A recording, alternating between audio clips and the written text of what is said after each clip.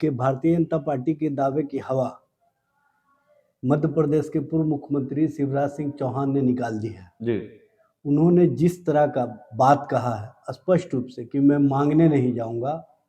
और मर जाना पसंद करूंगा, लेकिन किसी के सामने झुकना पसंद नहीं करूंगा। यह स्पष्ट करता है कि उन्होंने केंद्रीय नेतृत्व को स्पष्ट रूप से संदेश दे दिया है और उन्होंने ये भी संदेश दे दिया है कि जिन वादों को लेकर के आपने जनता के बीच में जाने का काम किया था और जिन योजनाओं के माध्यम से आपने मध्य प्रदेश में चुनाव जीता था,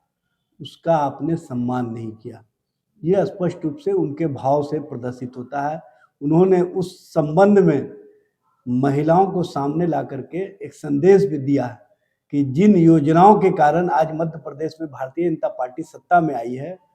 वो हमारी योजना थी, हमारे सरकार की उपलब्धि थी।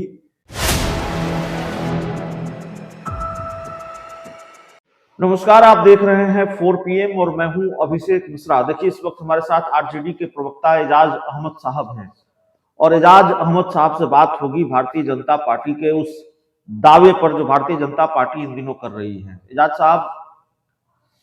मध्य प्रदेश के मुख्यमंत्री बनाए गए हैं मोहन यादव और छत्तीसगढ़ के मुख्यमंत्री बनाए गए हैं विष्णु साय। राजस्थान के मुख्यमंत्री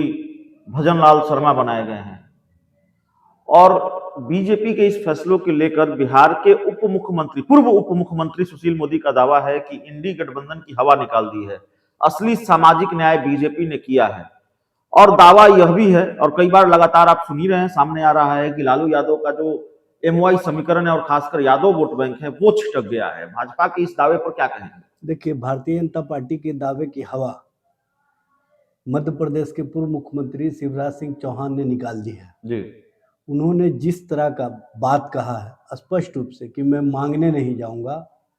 और मर जाना पसंद करूंगा, लेकिन किसी के सामने झुकना पसंद नहीं करूंगा। यह स्पष्ट करता है कि उन्होंने केंद्रीय नेतृत्व को स्पष्ट रूप से संदेश दे दिया और उन्होंने ये भी संदेश दे दिया है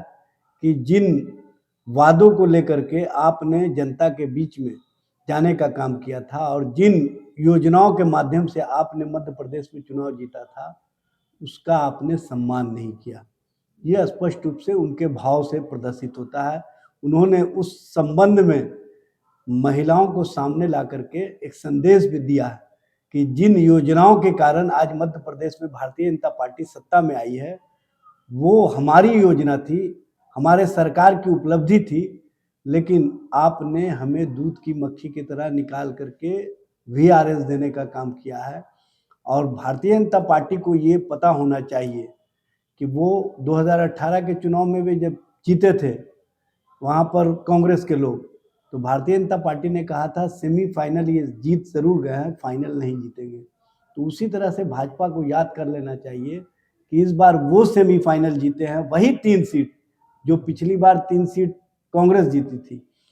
सेमीफाइनल जरूर जीत गए हैं, फाइनल नहीं जीतेंगे, क्योंकि उनके अंदर और पार्टी के अंदर जो विद्रोह की स्थिति है यह स्पष्ट रूप से दिख रहा है। और मोहन यादव जी का जहां तक संबंध है, एक पिछड़े को हटा करके आप दूसरे पिछड़े को ला करके क्या संदेश देना चाह रहे हैं?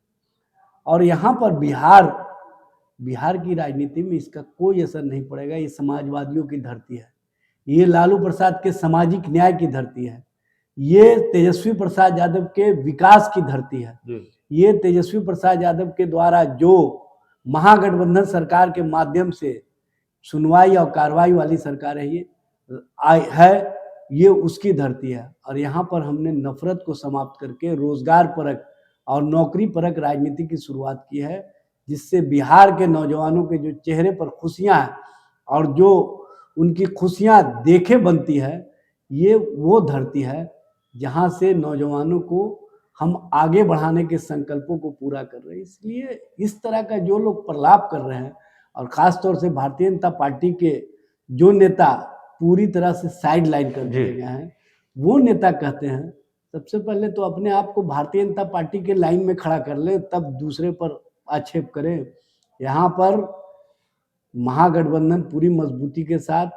पूरे संकल्पों के साथ माननीय मुख्यमंत्री नीतीश कुमार जी और माननीय उप मुख्यमंत्री तेजस्वी प्रसाद यादव के बेहतर सोच के साथ सरकार चल रही है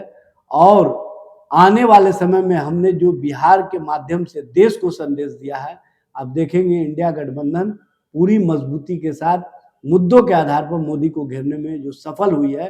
वो कहीं ना कहीं स्पष्ट रूप से 2024 के चुनाव में परिणाम के रूप में दिखेगा, ये बताने की आवश्यकता नहीं है। एजाज साहब, हमारी दिलचस्पी यह भी जानने में, आप कह रहे हैं इंडिया गठबंधन बड़ी मजबूती से मोदी के खिलाफ लड़ेगा, काम कर रहा है, लेकिन लगता नहीं कभी कभी मुश्किल हो जाती है, आपस में ही थोड़ा लड़ाई झगड़ा सामने आ जाता है, कांग्रेस की नाराजगी आरजेडी को लेकर सामने आ जाती है, कांग्रेस कहती है भाई मंत्रिमंडल विस्तार अगर नहीं हो रहा है तो उसका ठिकरा आरजेडी के सर कांग्रेस फोड़ देती है। ये थोड़ा पेचीदा मामला नहीं है? मंत्रिमंडल विस्तार अटक रहा है। कहीं कोई मामला पेचीदा नहीं है जी। मुख्यमंत्री जी का विशेषाधिकार है मंत्रिमंडल का विस्तार कब करना है। मुख्यमंत्री जी कहते हैं तेजस्वी यादव से सुन लीजिए ना, ये गठबंधन का मामला है और गठबंधन के अंदर सभी की सहमति के बिंदु के बाद कोई चीज तय होता है और माननीय मुख्यमंत्री जी जब चाहेंगे मंत्रिमंडल का विस्तार कर सकते हैं, इसमें कहीं कोई बट का मामला नहीं है। देखिए, यहाँ पर कांग्रेस, राष्ट्रीय जनता दल यू समेत 6 दलों का सरकार है और स्पष्ट रूप से हम मजबूती के साथ जिन संकल्पों को लेकर के सत्ता में आए हैं उन संकल्पों को आगे बढ़ाने का काम कर रहे हैं, उन संकल्पों को पूरा कर रहे हैं। और आप देखेंगे कि जनता और जनता के बीच से जो आवाजें आ रही हैं उस आवाज को कहीं ना कहीं देश भी सुन रहा है और देश के अंदर जो आज पूरी राजनीति का समीकरण और ध्रुवीकरण जो देख रहे हैं उसमें बिहार की राजनीति और बिहार के द्वारा जो कार्य किए गए हैं, बिहार सरकार के द्वारा जो कार्य किए गए हैं उसका संदेश स्पष्ट रूप से दिख रहा है। हमने 1931 के बाद पहली बार जातीय गणना करा करके आंकड़ों के साथ जिसकी जितनी संख्या उसकी उतनी हिस्सेदारी तय की है और 49.5% जो पहले आरक्षण की व्यवस्था थी उसको हमने बढ़ा करके 65% किया और देश में बिहार पहला राज्य बना है जिसने EWS को कानूनी रूप से पूरी तरह से बिहार विधानमंडल से मान्यता दिला करके 75% आरक्षण की व्यवस्था की है और इस 75% आरक्षण को हमने कैबिनेट के माध्यम से केंद्र सरकार के पास प्रस्ताव भेजा है कि इसको 9वीं अनुसूची में शामिल किया जाए, लेकिन केंद्र सरकार चुप्पी साधे हुए है। ये उनको बताना पड़ेगा, क्योंकि आप जो ऊपर से समीकरण सेट करके चाह रहे हैं कि गरीबों, पिछड़ों, दलितों, शोषितों, वंचितों, अनुसूचित जाति, अनुसूचित जनजाति को हम ठग लेंगे, तो आप ठगाने वाले नहीं। एक आखिरी सवाल होगा एजाज साहब, क्या मुकेश सहनी की गुंजाइश है इस इंडिया गठबंधन में? बड़ा शोर शराबा है, मुकेश सहनी आ रहे हैं, नीतीश कुमार मुकेश सहनी के बीच बातचीत चल रही है, नीतीश कैबिनेट में शामिल भी हो सकते हैं, ये सब चर्चा है, परहेज तो नहीं है बहुत मुकेश सहनी? देखिए, इंडिया गठबंधन के अंदर कौन आएंगे कौन नहीं आएंगे ये शीर्षस्थ नेतृत्व फैसला देंगे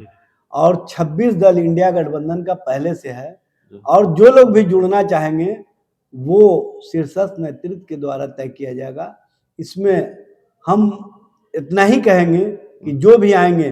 वो कहीं ना कहीं इंडिया गठबंधन की मजबूती को देख करके आएंगे और इंडिया गठबंधन की जो मजबूती है वो स्पष्टता दिख रही है। चलिए, तो इस चर्चा में इतना ही, बहुत बहुत धन्यवाद।